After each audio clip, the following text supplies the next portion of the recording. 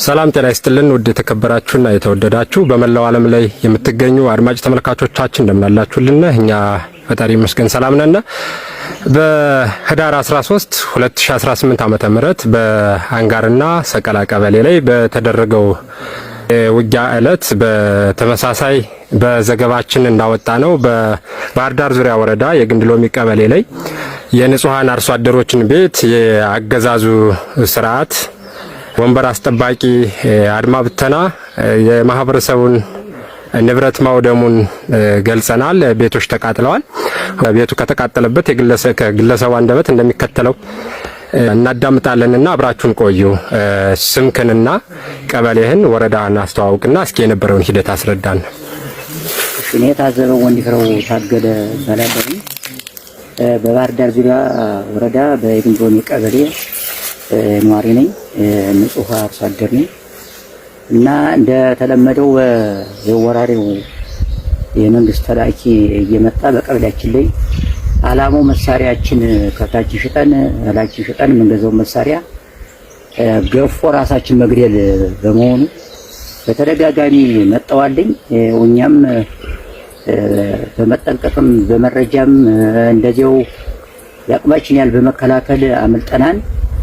አሁን በ13 መጣዋልኝ የአንጋር ላይ ውጊያ ስለነበረ እኛንም ወደዚያ መጥቶ ደግሞ የሚደርስልን ሰው ማለመኖን በመረዳት በጣም ኃይላቸውን አጠናክሮ ወደ ቀበሌ ገቡና እኛም የማንችለው በመሆኑ ወደ ራሳችን አፈግፍገን ወጣናልኝ።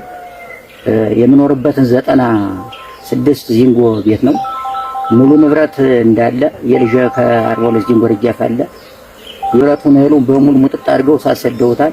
ቤቴ ምንም አንድ ዕቃ ሳላንጠለጥል በውስጥም የተዳደረው ቤተሰብ ተሰዳጅና ዳሬ ወጡ አዳሪ እንዲሆን የኔን ቤትና የእንደዚያው ቀበሌ ነዋሪ አቶ ገብሩ ይባላልኝ እሱንም የመኖሪያ ቤት ከ84 ዚንጎ ምንም አንዲት ዕቃ ሳንጠለጥል ሳያወጣ በሙሉ ቤቱን ሰዓቱን ጨርሰው እስከሚሄዱ እዛው ቁጭ ብለው ባዶ አመድ ከሆነ በኋላ ያው እነሱ ሄዱ። ማህበረሰቡ ዕቃም ለማውጣት ለማጥፋት ቢባልም በጥይትም ብዙ ጥይት ተኩሰዋልኝ። በዱላም እያባረሩ ሰውም ሰግቶ ስለነበረ መቅረብ አልቻለም። ጨርሶ እስከሚወድም ድረስ የሁለታችንን ቤት እንትን ብሎ ሰደውብናል። በመጡ ቁጥር ንጹሃኑ በየሜዳ በመግደል ጠመንጃው በመንጠቅ በየጊዜው ችግር እየደረሰብን ነው።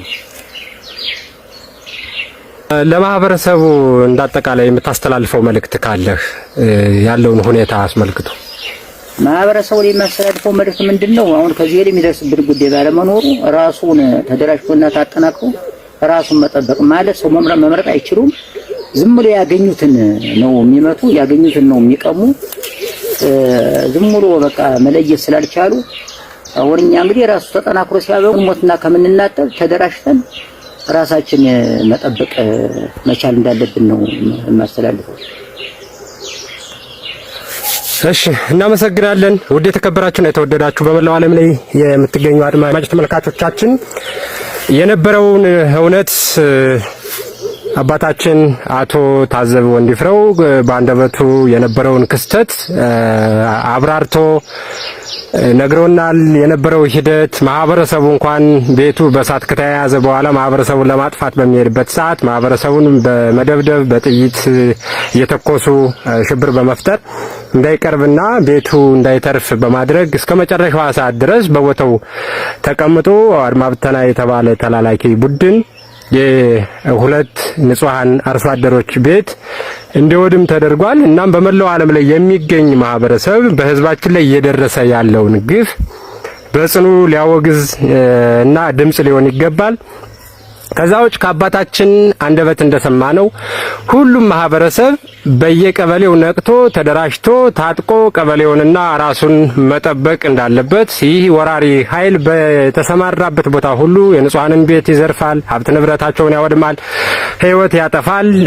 ስለዚህ ዓላማው የአማራን ህዝብ ከርስት ከቀየው ከሀገሩ ከወገኑ መነጠልና አለፍ ሲልም ህይወቱን እየቀሙ የዘር ማጥፋት ወንጀል እየተፈጸመበት ስላለ በጋራ ሆኖ ሁሉም ነቅቶ ከዳር እስከ ዳር ቀፈው እንደተነካበት ንብ አገሩንና ቀየውን ማስከበር አለበት እንላለን። ይህንን መሰናዶ ቀረጻ አድርጌ እናዘጋጅቼ ወደ እናንተ ያደረስኩላችሁ እኔ ፋኖ አማረ ጌታቸው የአማራ ፋኖ ብሔራዊ ኃይል ምዕራብ አማራ ቀጠና ቴዎድሮስ እዝ 102ኛ ኮር 11ኛ ክፍለ ጦር ግንኙነት ኃላፊ ነበርኩኝ። በሌላ መሰናዶ እስከምንገናኝ የሳምንት ሰው ይበለን።